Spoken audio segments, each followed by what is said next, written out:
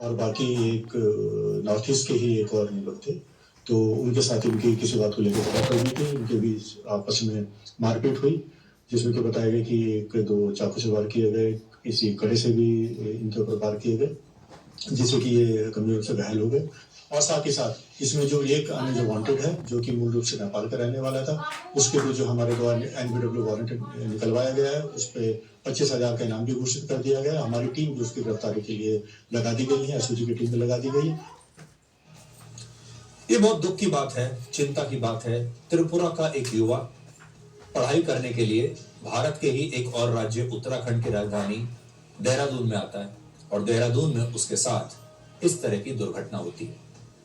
उत्तराखंड के मुख्यमंत्री पुष्कर सिंह धामी ने एंजल चाकमा के पिता से आज मोबाइल फोन पर बातचीत की और इस दौरान एंजल चाकमा के पिता ने मुख्यमंत्री पुष्कर सिंह धामी से उत्तर पूर्वी भारत के बाकी बच्चों की सुरक्षा का भी अनुरोध किया।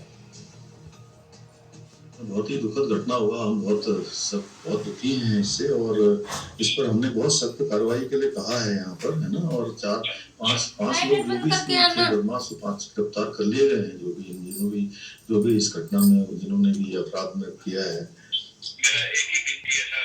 हाँ बताइए। उधर और भी बच्ची है सर, मरीज का नहीं किसी का साथ ना हो। नहीं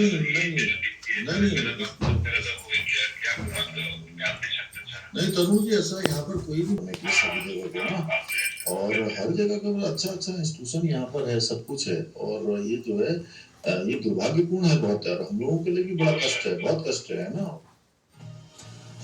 देहरादून एजुकेशन का एक बहुत बड़ा हब है और देश भर से अभी छात्र देहरादून पढ़ने के लिए आते हैं। देहरादून में बहुत सारी यूनिवर्सिटीज हैं और अगर आप कभी देहरादून जाएंगे तो आपको बड़ी संख्या में वहां पर छात्र दिखाई देंगे, बड़ी संख्या में आपको युवा दिखाई देंगे जो देश भर से वहां पर पढ़ने के लिए आते हैं। अब इस बात की जांच होनी चाहिए कि जो झड़प हुई है ये किस लिए हुई है, इसमें कौन सी ऐसी टिप्पणी की गई, इसके पीछे असली कारण क्या था, ये बात जानना बहुत महत्वपूर्ण है। एक पिता जो देश की सेवा कर रहा है, जो बीएसएफ में काम कर रहा है, हमारे सरहदों की रक्षा कर रहा है और उस पिता के अपने जवान बेटे की देश में रक्षा नहीं हो रही, वही पिता मुख्यमंत्री से नॉर्थ ईस्ट के बाकी बच्चों का ख्याल रखने की अपील कर रहा है। हमारे देश के स्कूलों में पढ़ाया जाता है कि भारत विविधताओं में एकता का देश है, लेकिन सवाल यह है कि क्या ये एकता हर जगह एक जैसी दिखाई देती है। देश के ज्यादातर हिस्सों में नॉर्थ ईस्ट के लोग मिलजुल कर रहते हैं, साथ में नौकरी करते हैं, पढ़ाई करते हैं, व्यवसाय करते हैं, खाते हैं, पीते हैं। आज केंद्र सरकार नॉर्थ ईस्ट के विकास के लिए अरबों रुपए खर्च कर रही है। एक जमाना था जब नॉर्थ ईस्ट के जो राज्य थे वो बाकी के देश से कटे हुए थे, लेकिन अब वैसा नहीं है। पिछले साल भारत सरकार ने नॉर्थ ईस्ट के विकास पर 1 लाख करोड़ रुपए से ज्यादा खर्च किया। प्रधानमंत्री मोदी अक्सर नॉर्थ ईस्ट के दौरे पर जाते रहते हैं और नॉर्थ ईस्ट की संस्कृति को देश भर में वो बढ़ावा देते हैं। आज मैं आपसे एक अपील करना चाहता हूं कि अगर आपको कोई ऐसा व्यक्ति दिखे जो नॉर्थ ईस्ट के लोगों के साथ भेदभाव करता हो, तो आप सब मिलकर इस मानसिकता का विरोध कीजिए, क्योंकि हिंदुस्तान एक है और हम सब हिंदुस्तानी हैं, हम सब भारतीय हैं। नॉर्थ ईस्ट में किसी सदस्य को अचानक सीने में तेज दर्द शुरू हो जाए, आप उसे जल्दी से तुरंत 20 मिनट के अंदर अस्पताल भी पहुंचा दें और अस्पताल में डॉक्टर्स 8 घंटे तक आपको इंतजार कराते रहे, मामूली छोटी मोटी इधर उधर की दवाइयां देते रहे और आपके परिवार के सदस्य का इलाज ना करें और फिर वहीं बैठे बैठे इलाज का इंतजार करते करते उसकी मृत्यु हो जाए आपकी आंखों के ठीक सामने। ऐसा कनाडा में हुआ है। कनाडा के एडमंटन शहर में भारतीय मूल के 44 वर्ष के एक व्यक्ति के साथ बिल्कुल यही हुआ।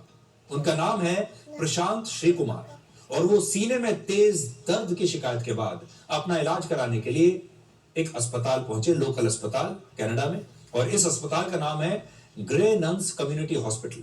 और तब अस्पताल के इमरजेंसी रूम में प्रशांत श्री कुमार की शुरुआती जांच की गई। उनके साथ उनकी पत्नी भी वहां पर थी और उन्होंने बताया कि 22 दिसंबर को दोपहर 12:20 पर प्रशांत श्री कुमार को अस्पताल लाया गया।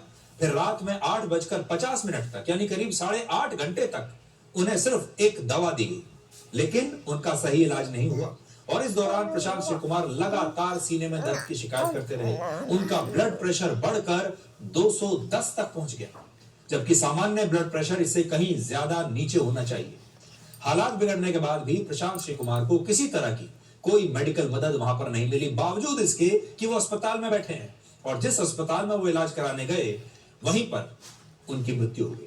प्रशांत श्री कुमार की पत्नी का दावा है कि उनके पति को समय पर इलाज न देकर इस अस्पताल ने उनकी हत्या की है, और ये एक वीडियो है जो उन्होंने अस्पताल से ही बनाया है। मैं चाहूंगा कि थोड़ा सा वीडियो आप उनका अगर दिखा सकें तो आप देखिए कि उन्होंने अपने पति के शव के साथ खड़े होकर ये वीडियो बनाया और इस अस्पताल में उनके साथ क्या हुआ इसे पूरा एक्सपोज किया। ये वीडियो आप देख लीजिए।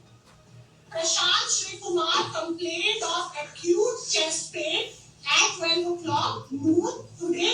This is Monday, December 22nd, and he was brought to Braintree Hospital by 12:15, 12:20. He was sitting in the triage from 12:20 onward till about, I would say, 8:50 onward, till about 8:50 in the night. He was sitting in the triage, complaining of constant chest pain. His BP constantly kept on rising with the last recorded blood pressure of 210.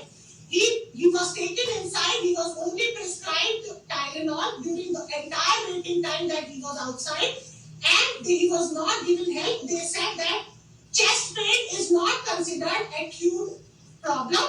They do not suspect a cardiac arrest. When we came प्रशांत श्री कुमार की पत्नी निहारिका श्री कुमार इस समय Canada के Edmonton शहर से हमारे साथ live मौजूद हैं। और निहारिका जी, पूरा देश आपके इस दुख में आपके साथ है। हम आपका दुख समझ सकते हैं, लेकिन साथ ही इस मुद्दे को हम न सिर्फ भारत में बल्कि कनाडा में भी आपके लिए उठाना चाहते हैं ताकि आपको इंसाफ मिल सके। मैं आपसे जानना चाहता हूं कि आपके साथ क्या हुआ, और कनाडा में जब आप अपने पति को अस्पताल लेकर गई तो उसके बाद उनका इलाज क्यों नहीं किया गया? तो नमस्ते। और आपने मुझसे बहुत डिफिकल्ट क्वेश्चन पूछा है कि उनका इलाज क्यों नहीं किया गया। यही मेरा तो सवाल है सर, मेरा तो यही सवाल है छोटा सा कि उनको इतनी तकलीफ हो रही थी, उनको इतना दर्द हो रहा था, उनका बीपी इतना हाई जाता जा रहा था। कोई मुझे बता दो, इतना सब कुछ क्या किसी इंसान को इलाज देने के लिए जरूरी नहीं होता क्या? यही मेरा सवाल है सबसे। मेरी आंखों के सामने मेरे पति की जान ले ली।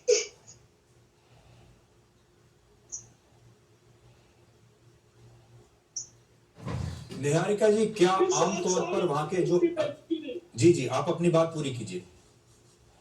बस 8.5 घंटे उनके साथ बैठी रही, अपने बच्चों को घर पे अकेला छोड़ा मैंने। मैं बीच में आके देखती रही। मेरे बच्चा एक छोटे वाला, वो 24/7 मुझ पे निर्भर है।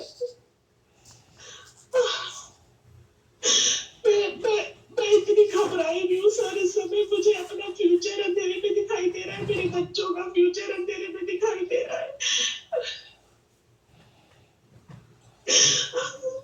मैं अपने जीवन में कभी कल्पना भी नहीं करी थी कि हमारे साथ ऐसा हो जाएगा।